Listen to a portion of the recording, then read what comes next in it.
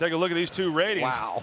158.3. I mean, that's as high a rating as you can have. How does 158.3 sound? I still don't understand how they put that rating together, but it does sound pretty good. Football is not rocket science, except when it comes to the passer efficiency rating. How about golf tonight? 18 out of 18, 292 yards. But do you know how you didn't have a perfect quarterback rating? Did I not? I don't know. Yeah, that system's weird, but whatever.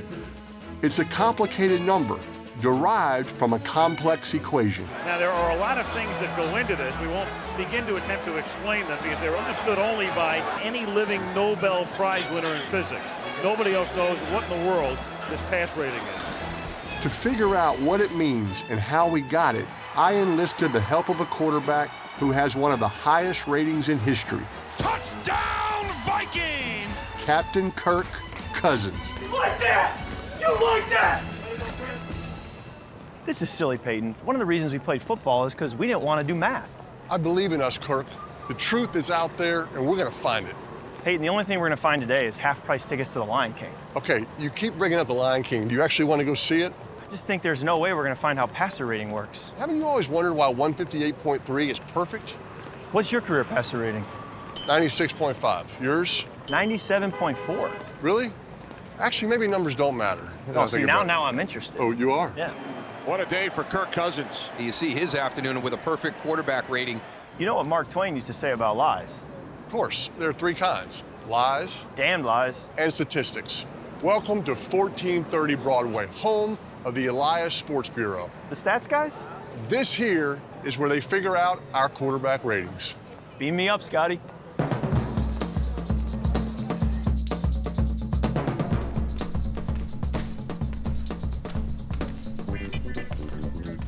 Can I help you? Yeah, I'm Peyton. This is Kirk. We're quarterbacks. We want to know how our rating works. You have an appointment? I don't think so, but Kirk has a career rating of 97.4. And Peyton's is only 96.5. And we all know that must be some type of computational error. We don't make computational errors. Just a minute.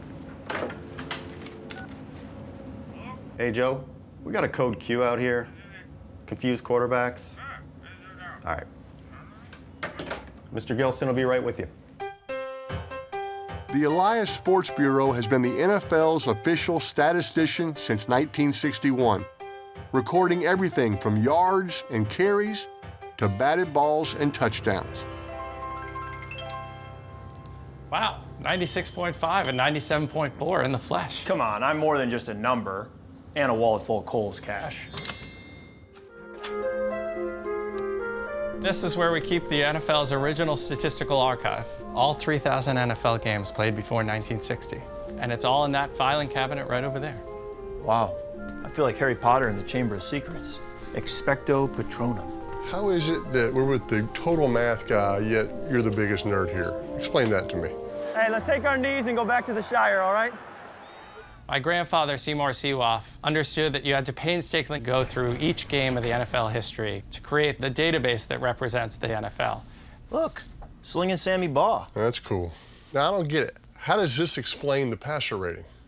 Alex. Well, if you want to understand the detail of the passer rating, Alex is your guy. Turns out the passer rating's so complicated, even the president had to tap out in favor of Elias's top football historian. There's a background to all these index cards, which had the statistics of all the NFL players from the 30s, the 40s, and the 50s.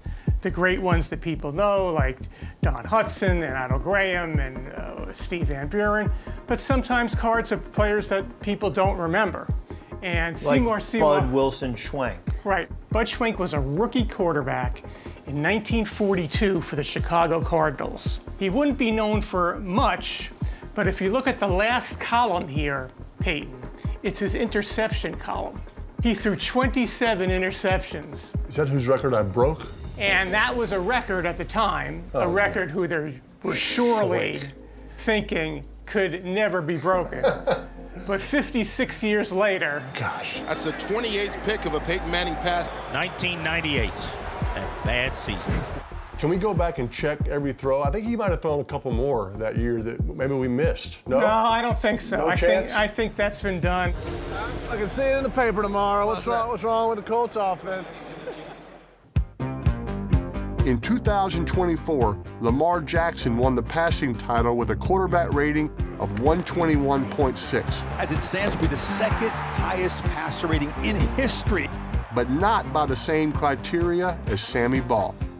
If we were to use the same numbers in 1937 when Ball won it today, who would have been the passing champion this past year? For passing yards, it would have been Joe Burrow. Joe Burrow wins the passing title. And to his credit, Joe Burrow was the passing yardage leader. There's no shame in that. Perfect throw from Joe Burrow. Congrats, Joe. Way to go, buddy. I've really been throwing dimes. Sometimes. Pete Rozelle wanted impressive quarterback statistics. So in 1973, Seymour Seawolf and Don Smith, who was an executive with the Pro Football Hall of Fame, they got together and they took completion percentage, yards per attempt, touchdown percentage, and interception percentage. Those four, they put it into a statistical blender, and out came the passer rating. Basically, this is how it worked. Completion is 25%. Yards and passing, that's 25%. Touchdowns is 25%. Interception is 25%. That's about as simple as you're ever going to hear it explained. Lamar Jackson, a perfect quarterback rating of 158.3. You hear people say, why is there a maximum 158.3? They weren't worried at that point in time about anybody generating a 158.3 rating. The league average was 64.9. You didn't really get quarterbacks getting into that 100 range until you get to Dan Marino's iconic 1984 season. Most touchdown passes, 48. Impressive numbers, record-setting numbers throughout this season. And then when Joe Montana's hitting his groove in his prime with the 49ers and getting those 100 ratings. He is the top-rated quarterback in the National Football League, arguably having his best year. So they didn't really worry about any maximum rating, and it doesn't happen very often in a game. 4 touchdown passes, Brady, a perfect quarterback rating. The quarterback who had the most 158.3 rating games in NFL history is Peyton Manning. Ooh. You have 3 in the regular season, and you had 1 in the playoffs against Denver in January of 2004. 22 of 26, 5 touchdowns, a perfect quarterback rating. That's the only one ever in the postseason. Did you feel like you had to say that because of the Bud Schwank interception story? I didn't feel I had to. I knew I had to. Eli Manning, just 4 of 18 for 27 yards. This game can't get over fast enough for Eli to get out of here. I think 0.0, that needs to get more attention. Right. Yeah, let's get that out there a little bit more if we can. We were doing the Blutarski. We were trying for it. 0. What do you see as the biggest negative for the NFL passer rating? I mean, it would seem like an 80-yard touchdown pass, perfect post route. Tight coverage. Makes a move to the 30, 25-20, and they won't catch him today. Should count more than a 3-yard pass for a touchdown. Juszczyk makes the catch. Football's the ultimate team game, so passer rating for me, when I look back on some of my best seasons, We got to make something happen on this next drive. I think it's not just a reflection on the quarterback, it's also a reflection on the play caller, the offensive line, the receivers, the tight ends, the running backs. Many times I look back and I say, well, my yards per attempt was higher because the coach was calling plays that gave me a chance to launch it downfield. My receivers were talented enough to get open. So the Minnesota Vikings march down the field behind the throwing of Kirk Cousins. Let's keep going, Kirk. I didn't really change as a player, but my yards per attempt jumped because of the situations I was being put in to be able to throw the football. Precision point pass by Kirk Cousins. So, like so many other statistics, the quarterbacks get the attention, but it really is a reflection of the whole offense. Hey, that's how you finish, man. Yeah. Great job.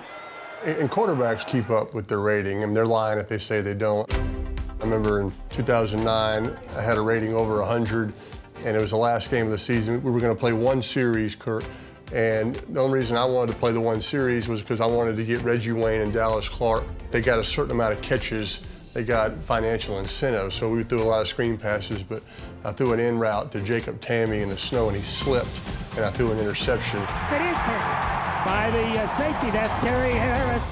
And my rating went below 100. He said you're 99.8. But he go, Tammy, nice job. Rating's below 100. 99.9.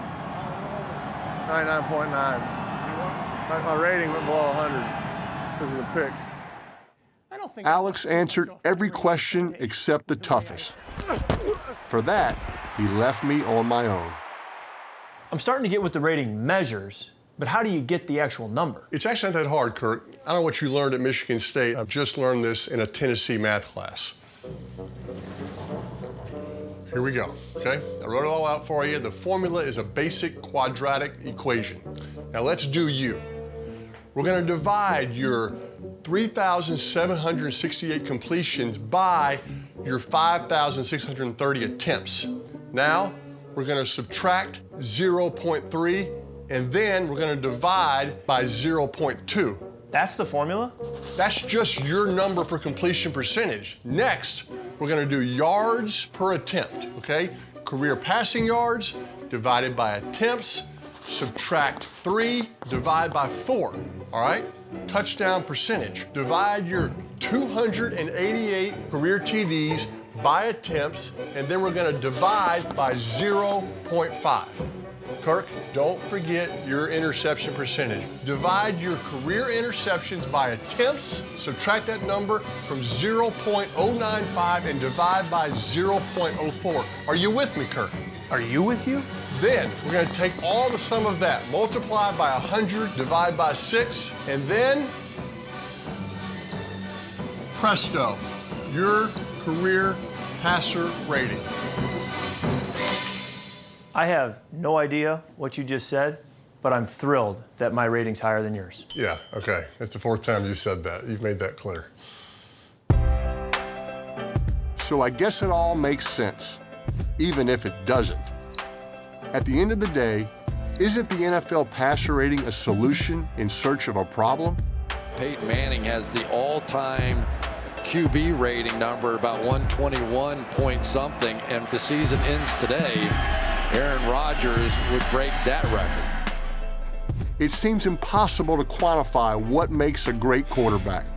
And here comes Dave Craig, maligned much of his career, but the stats show in the rating system he's number 4 in the history of the NFL as a passer. Look at DeMar Jackson has a better QB rating than you. To me, the debate itself is what makes football so much fun.